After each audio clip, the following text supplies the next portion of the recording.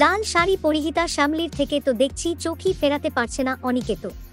তো কথা মতো শ্যামলী তার দলবল নিয়ে মানে রোহিণী, মন্দার, প্রিয়া ও প্রতিমকে নিয়ে হাজির হয়ে যায় অনুষ্ঠানের জায়গায়।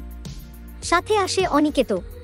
কিন্তু অনি সব দেখে বলেই দেয় যে এই সময়ের মধ্যে এ কাজ করা সম্ভব না, তাই সে ক্ষমা চাইতে ক্লায়েন্টের কাছে চলে যায়।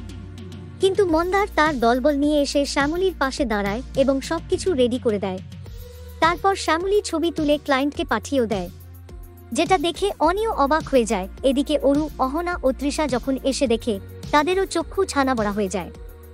অহনা তখন রেগে গিয়ে অনির কাছাকাছি থাকতে তাকে সাহায্য করতে যায়, কিন্তু উল্টে অনির থেকে আপনি পারবেন না এই কথাটা শুনে অপমানিত হয়ে ফিরে আসে।